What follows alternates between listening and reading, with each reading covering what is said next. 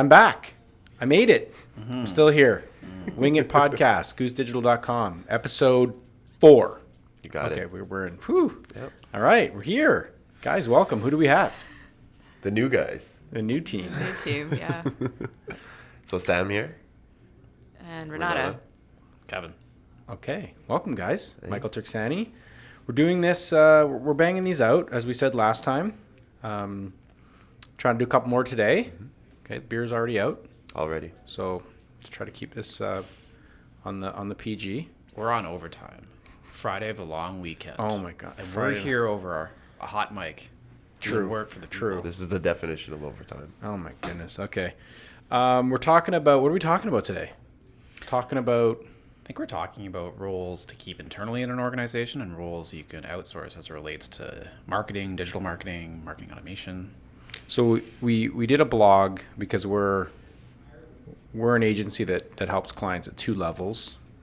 Helps out with the strategy as well as the execution. Two levels of how we work with customers.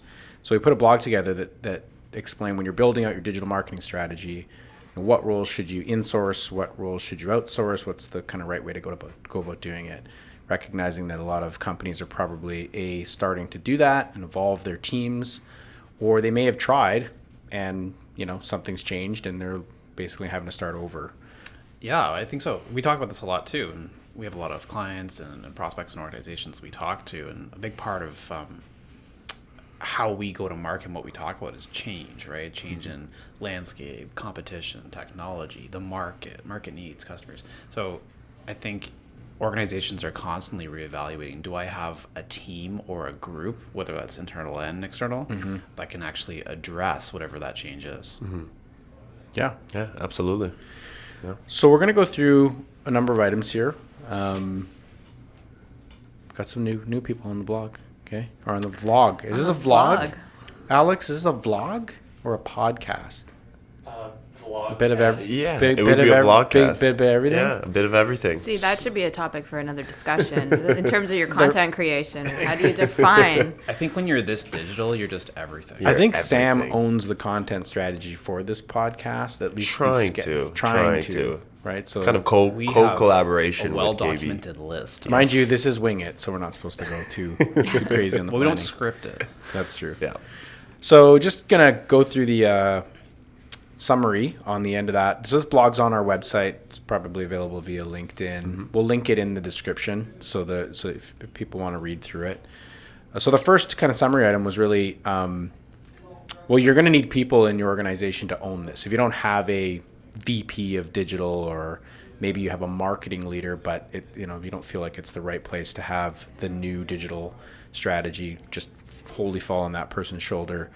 It has to be a level of senior type support internally to say, hey, we're going to drive this, and just digital marketing as a whole, included in that would be marketing automation, etc., is something that's important to the org overall, and a big part of the makeup of where they're trying to go as a business to help drive objectives and goals. Absolutely. Right. So strategic working group, if you want to call it a committee, if you maybe people don't like that word, but multifaceted, multi areas of the business. So Sam had a good line, committee's a strong word, but it's like a group aligned. Yeah, a group aligned. What you want to try to do, and we've seen it with a lot of clients, is that a lot of clients tend to silo themselves.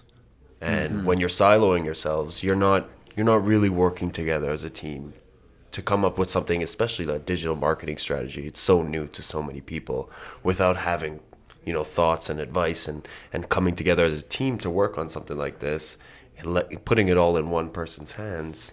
That's where we see a lot of failure. I totally agree. Yeah. Ren, what do you think?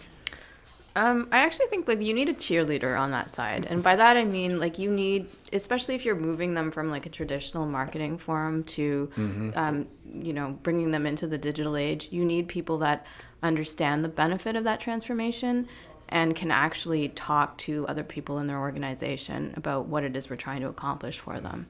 Because I think sometimes we go in there and we're really excited about what it is we're doing, but it might be more challenging for us to translate that, whereas they can actually talk about the assets and the products that they're trying to move internally. So it's helpful for us Yeah. as a liaison, like a cheerleader. Executive sponsor. Well, I think that, the working group idea was, when you're right, like when you make that decision and you've got sales and customer service and probably somebody from the traditional marketing group, IT, and then now your digital team, which we're going to get into and what that looks like. You still need somebody internally to be the cheerleader, to be the person that can, coach the senior people around the time it's going to take or the progress that you're making. Mm-hmm. So you're right. I definitely see that. The next bullet point really is, find and hire a digital leader to sit on your executive team. So what if you don't have somebody in the business that's the digital leader? Like you've got a traditional marketing person, maybe a VP of marketing, mm-hmm. but you don't have, so you put that person, do you hire somebody, put them underneath, or do you need somebody that's senior enough to be at the table and work with the executives? I think it's got to be a level of senior experience that you're bringing in. I think someone who can distill that end-to-end experience or journey that we've talked about in other podcasts. You have to be able to envision that whole track or journey, right? So I think they have to have a level of exposure and experience in their career to say, I actually know what that looks like. And then to your point before, who can sort of talk to and wrestle with the internal executive team to say, hey, this is what we're doing, this is why we're doing it, and really articulate it at that level. Mm-hmm. Mm-hmm. Yeah, and if you're not able to bring somebody in, or if you don't have somebody that has that kind of capability or has that kind of experience, that's where you would look at any outside agency to really drive the whole digital strategy and really put a plan together, because you don't want to bring somebody in just for the sake of bringing somebody in, and you don't want to put something as big as having a digital marketing plan in the hands of someone who's maybe a little bit outdated or traditional, and just have it blow up. Well, it's funny you say that. Like, I mean, our past organization was e-commerce, and so what we were seeing was, as the online sort of experience of a retailer was impacting the actual retail, like in-store experience. What was happening was there would be like the e-com group and the marketing group, but like very quickly over just a few years, the e-com leaders then all of a sudden now like the sort of cross-channel or like omni-channel leader, right? Because they're the ones that are building that, and it's clear that's where the industry is going. Exactly. Just like this, right? So all of a sudden that e-commerce leader is now elevated to a broader role, and marketing kind of rolls under that in some cases. Mm-hmm. Yeah, I mean, I think hiring a digital leader, like, it might be a challenge for a lot of clients or a lot of companies that are looking to get this process off the ground. So I like the idea of being able to either find a contract resource that can sort of weigh in at a strategy level. Maybe it's part-time basis to sort of support that committee through some decision making, or to your point, find an agency that can provide the strategy services to handle the strategy. So that leads us into the areas that maybe are a little bit closer to home, like the things that you should have inside the company, because I don't think it makes a lot of sense to outsource certain roles. We all agree, like there's some that we really feel should be inside the company. So, and what are some that come to mind maybe that we would say immediately? I think the one thing that would come to mind, I think CRM manager or gatekeeper is essentially a good one, and KB brought that up. But in terms of your content, you need to have someone internally that knows your content, that knows your audience, that knows what you're selling, your product, your service. If you're outsourcing your content writers, you're going to get something that's very generic, something that you would probably see online on Google or anywhere. I mean, you guys have heard me say this before. I have sort of two gripes with marketing automation vendors. One is the whole notion of inbound, like build it and they will come. I think you've got to alert your audience that, hey, there's this magical landing page, and you can put them through a drip campaign and qualify. Like, that doesn't just happen because you built a nice page. Right. So that's part one. Magical landing page. I love it. And then part two would be, they never really talk about the content required to uphold and support campaigns. So sure, these platforms are really powerful. You can track and you can build and segment, and they're awesome. But if you don't have good content, if you don't have good messaging, you don't have a good strategy around it, it doesn't really matter then. So I agree. I think like someone inside the org who really understands the business, that organization, its customers, and what that program or campaign should be and is designed for is really critical. You can't underestimate Absolutely. content. Yeah, absolutely. And what do you think? No, absolutely. I mean, I've been on board with that content side for a long time. Mm-hmm. And I think intimate product knowledge is really important, especially with some of the clients that I work with, because when we're designing campaigns and you don't have that product knowledge and we're sitting there trying to figure out what can we say about something that makes it exciting, I think somebody in-house that really understands, you know, what it is they're trying to sell will be able to sell that a whole lot better. So either you find somebody in-house that's got that creative skill that can be, you know, marry the content creation side with the understanding of the product, or you at least have somebody that can communicate that product knowledge to somebody outside like us. I think having, you know, there's two things that need to be really understood as it relates to content. There's the messaging and the you know, the product detail or the messaging and the value proposition. But then there's the taking that and running it in campaigns and trying to figure out, well, what really works if you're going to take that perfect information that they gave you and then allow us to help whittle that down into campaigns that could work. I think without a content owner, maybe in case of a product manager or content folks or messaging for other lines of business, B2B and B2C, then your digital partner that's responsible for chopping all this stuff up and leveraging it out there in the wild and measuring it, they don't have the basis. So now you're stretching them to say, well, wait a second, well, I don't really, you know, I'm creating messaging that you should probably have.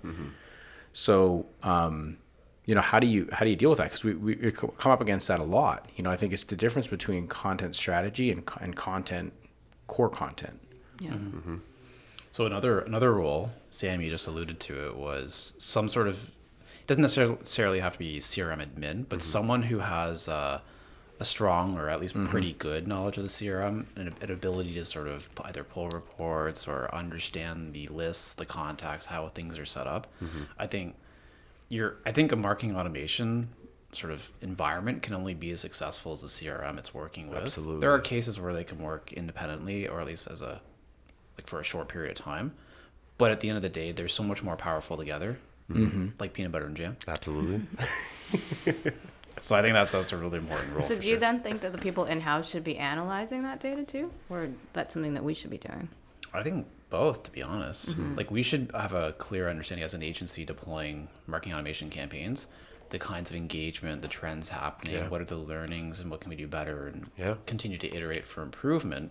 But I also think that very same data will have different meaning for those internally, whether it's the content creator, whether it's the super senior sort of strategies we talked about earlier in this episode. So I think both, really. And I think that clients really look at us for that kind of analytical approach and being able to understand trends. Maybe to them, the reason you got to think about it, the reason why they came to an agency or someone else like us was because they weren't sure what they were getting into. They didn't know how to read the charts. They don't know how to read reports.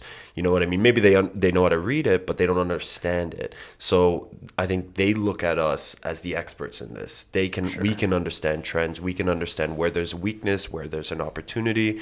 And I feel like a lot of clients do come to us for that kind of information. Well, I agree. I think you're right. Like I look at it like this: is most organizations themselves, like as an org, have probably rolled out somewhere between like one, maybe 3 marketing automation environments. Like if they've been doing this since like the early days. Remember, Marketo's been around for 12 years, so it's not like we've got decades of experience with stuff. So I look at it like most orgs probably don't have a lot of people with a lot of long-term automation experience. So I mean, we're doing these fresh rollouts or re-rollouts or revivals or whatever you want to call them all the time, every day. We have exposure to different industries, so I agree that they should, and they do come to us for that kind of guidance. And a lot of our customers will say, well, I'm just looking at you guys to know what the best thing to do is. Pretty much. Yeah, but I'm interested. I mean, you touched on something like they might have more intimate knowledge and be interpreting those reports a little bit differently. And that would be an interesting conversation to have in and of itself. Oh, I think so. Going back to to the specific industry in which they I think operate. if you measured, I mean, most organizations, they don't, like to your point, Sam, they don't understand the digital or how to really interpret the results that are coming back. So then they'll just fall back on, well, what we really like understand, which is our typical sales reports or however we look at things, right? Yeah. What's our revenue? What's our revenue? What happened? So then you're like, well, okay, so was the program a success or a failure? So, that's where it is key. And I think that's part of a role that I agree, Kev, you probably want people looking at both things, but I think an agency should be filling that role. The KPI analytics around digital bridges that gap. So we're seeing this traction, but something's falling down. So, and we can understand that, and we're going to help solve the problem. So don't just look at your sales data, because if you look at your sales data, I mean, everything's a horrible failure, right? Because we're in the beginnings of building out your digital plans. Don't look at that, right? It's like, but then it needs to come. So we are the bridge to. Just to close off that thought is like, at our last company, we hired an agency to manage. We had HubSpot, and we needed them to sort of build some of the things. We didn't have the resources internally, and I couldn't spend the time building the emails. So our agency was more like, they were concerned about what are things like open rates, deliverability, how did in general the email perform, and that's great. But I was actually really concerned too with who of the openers were opening it. Yeah, we had, active opportunities, like pretty large deals and really senior folks on that list, and it's like, oh, that person, that's more meaningful to me than say, oh, 12% of the list opened, or whatever. So that's kind of a crude example of why both sort of interpretations or insights would be valuable. Yeah, sure.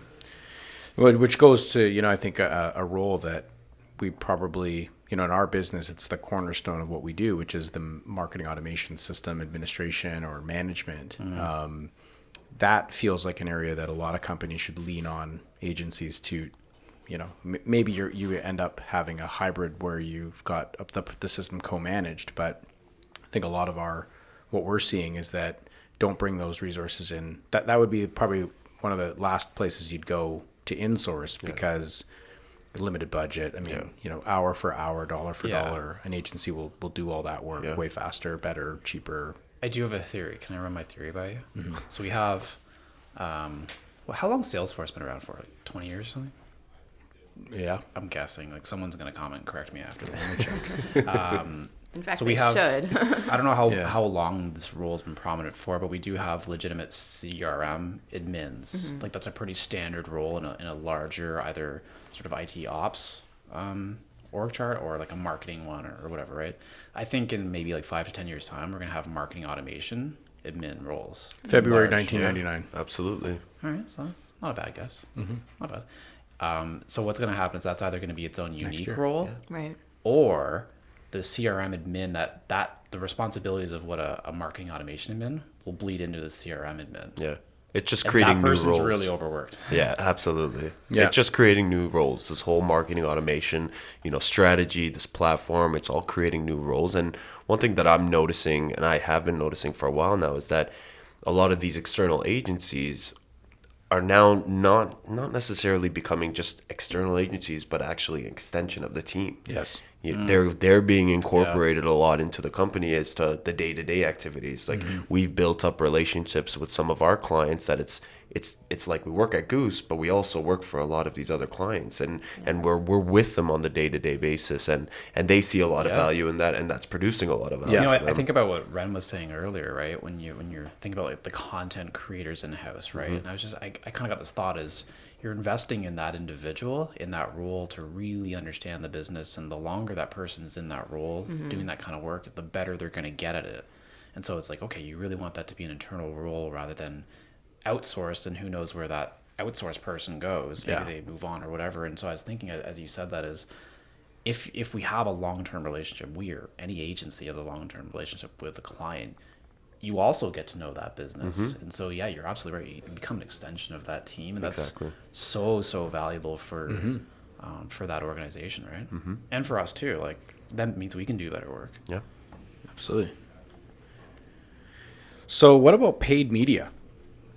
You're going to be spending money. You're going to be, so, I mean, I guess if you're spending, I think this would probably apply for like any amount of money, but, maybe there's a threshold where you're like, wow, we'll let our guy internally, cut his teeth and learn how to manage some spend. But like, what happens if you're spending $100K, couple $100K, $500,000? Like, what happens when you start to spend that kind of money on digital media? Should you be bringing that in house and having a team run that? Like, what's the thought there? You guys want to go first? It's all you, KB. I guess there's a few things I think of, like, how complex is the market?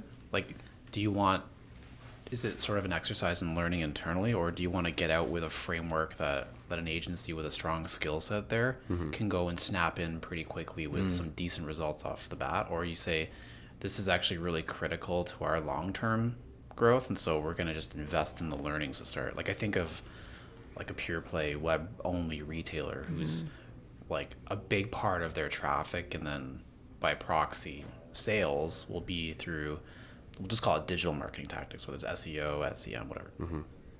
I could see them saying, well, given our business model and how we just generally deal with acquisition, that's something that we need to master internally. So it's kind of a non-answer answer, I guess. This is something that I can see an external company really taking care of, because this is, a lot of these external agencies or external companies, they have a lot of knowledge in this. And I feel like with paid media, with like PPC advertising, things like that, you're investing a ton of money into this. The amount of Certainly money, at the level that you're saying. yeah, the amount of money you're investing in this, you're putting in, if you're a relatively big corporation, you're putting in a ton of money every month into paid media. Yeah. So this is something that I feel like if you don't have the resources internally that really have the expertise and the knowledge to, go out there, generate leads, get your return on investment, this is something that you look externally. You do your due diligence, you do your searching, you find the company, the agency that you want to essentially, have run this, and then you allow them to, take off and do what they need to do. Well, that's funny that you say that, because we have those conversations a lot too. Is like, just because you're hiring an agency today doesn't mean it's for forever, and that's not necessarily a bad thing. It's this idea of like, well, we're going to bring on the knowledge, experience, and expertise, but part of it is we're going to build a process, a framework internally, but also, for lack of a better word, like an informal training grounds to then be able to own it. It's like a, rent to own or whatever you want to call it. And again, it's just you're just putting so much money. You're putting a huge investment. Well, I think it's a learning curve, and I think we've talked about this recently with some of the social media. Well, that's that's one of the things I was thinking about. I think it kind of needs to be somebody on an external agency, because we're the ones that are spending all this time to actually learn, what's working, keyword targeting, what's working. Like, unless you've got somebody dedicated 110% to do that research all the time, I think you benefit from having a social analyst, an SEO analyst on the outside that's keeping up with those digital trends too. And probably has a process. I mean, not unlike, our business, where you might be working with a point person, but there's process and rigor that's put around that account, that customer, to make sure that if you had a changeover in a person, it's never going to be perfect, but it's going to be a whole lot better than you hired your first paid media analyst and that person left your company in 6 months. I mean, you could be really exposed, right? Yeah, absolutely. So, generally speaking, I think you're right. You could be in a situation where, okay, well, maybe in a year from now or 2 years from now, or maybe there's a volume of spend and ROI where you say, our importance to the business, we're like, okay, we're going to build a whole team around this because we just think it makes a ton of sense. But I feel like that threshold's probably pretty high, where you'd have to be spending a whole lot to justify an internal team, where having an external specialist in that area is probably the way to go. The way to go for that, yeah. At least for. And then we got the marketing technology. I mean, I guess that's part of the marketing automation platform, but generally speaking, there's a lot of technology that comes into these things. I mean, even in our accounts, there's easily 7 or 8 pieces of MarTech that gets snapped in. So, are you going to have someone internally inside? They already have enough IT, enough software, enough things that they're managing to then say, oh, by the way, here's an email testing tool, here's heat mapping, here's reporting, here's all this stuff. Like, feels like that's another area where you'd say, maybe rely we on go a partner. Yeah, maybe we go external with that. Again, that I think that's part of the whole marketing automation and whole encompassing thing, that you'd look to someone on the outside for something like that, because your team internally might not have that kind of knowledge to know a Crazy Egg or SEM Rush or something like that. You would probably look externally, because not only are you going to have to get that implemented, but they're going to have to continue to monitor that on a day-to-day basis. Right. So you don't want to put someone who's a junior or doesn't really know about this kind of stuff into that position. You would look externally for something like that. I think so. Ran? Until you're at a point where you feel like you've got an individual or a team that can monitor that and maintain that and make sure that everything's running smoothly. But in the beginning, I feel like you would look externally. Well, just sorry, unless No, you no, want no, to, go ahead. but in addition to monitoring to make sure it's going smoothly, it's deriving value from. Yeah. And like, if you look at 7 tools in a stack, or it's whatever, it's 7, 8, 9, doesn't matter. That's like, each of these things are per user per month. There's a monthly subscription component. So all of a sudden your MarTech stack could be running you like $8,000 to $10,000 just to be up and running every day. So it's like, certainly in our mix, the way we do it is it's like shared costs across the board, and that's a huge value to someone who's like, actually, I don't have to worry about that line item hitting my marketing budget all the time. And it's so in a lot of our customers' cases, they just probably wouldn't have those tools at all. They would just say, we can do without, we don't really need it. Like, the base requirements for our stack then would turn into CRM and marketing automation and maybe like one other thing, whereas on a sort of shared distributed group network type situation, like what most agencies can provide, now you've got a pretty strong arsenal of specific tools, whether it's for SEM or SEO and all these other things. Yeah, and they're going to be the guys that that give recommendations as to what to use and what not to use, because you don't want to be that company that has 10 different applications that you're using, but you really only need about 4 of them. Yeah. Episode 2, we talked about this too. I think it was 2. This idea of like the chief marketing technologist is really a role. It's becoming more and more prominent, but it's like now marketers are taking their eye off marketing communications and sort of all that. And now they're going into building the stack, and they're becoming like true technologists in the sense. But part of what's happening there is the deployments aren't going very well. They're not being fully integrated into bigger programs. They're just one-off cases here and there. And there's some marketing spend pullback as far as technology goes, where it's someone, whether it's like a CFO, CEO, is saying, well, hold on, like, what are we actually doing? Is this actually valuable? Strategic. What are we like, I don't know. Yeah, what's the absolutely. strategy? Yeah. Ran? Well, and I think that's why you actually, just to go back to that cheerleader point, you need somebody to be able to advocate for an agency that has access to an arsenal of tools, right? Rather than like you're just looking at like an email program, for example, which some of our clients, we use this email program. Well, yeah, but we can offer you so much more because it's incorporated in a much larger Now therein budget. lies the strength of the agency to be able to actually communicate with that cheerleader. Yeah. That's the thing, right? To actually, so if those two minds can meet and say, this is the value, and then this is the cheerleader or sponsor or whatever says, okay, I actually understand that, you've got a match made in heaven, and all of a sudden things work out great, everything's good. But if that isn't happening, then I think that that sort of gray area in between becomes a real problem. I love the term cheerleader. It's Cheerleader. So amazing. maybe we'll do that. We'll call this the Cheerleader podcast. Cheerleader podcast. I mean, that's kind of the. That wraps up the analysis of the blog. I mean, would there be any other roles that stand out as like, don't outsource this? I mean, I could say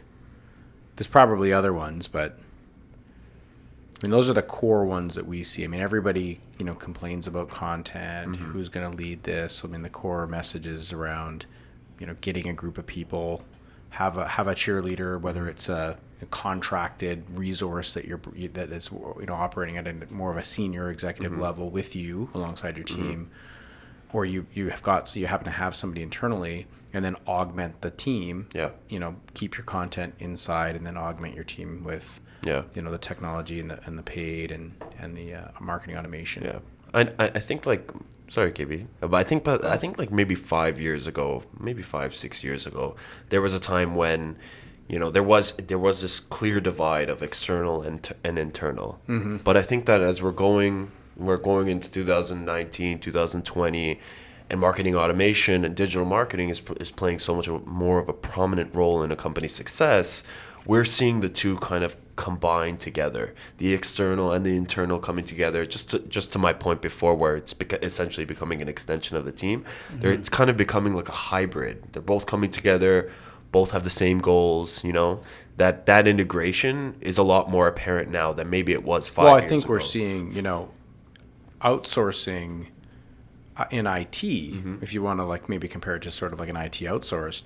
I mean, that's exactly the way that whole industry has evolved. Like now, a lot of companies are like, you know, I don't want to build like a huge IT department, so I'm going to have this relationship with another company, you know, a long-term relationship. They augment our team. They're part of our team, so to speak, and that really works. And we've always sort of, now we're seeing that openness to sort of bring in an external digital marketing agency that's not just some program off to the side, but actually brought in as part of the fold and the ongoing. But I think it's 2018. Like we're seeing, you can pretty much outsource any role. Like you can, you know, like outsource a CFO, a CMO, whatever.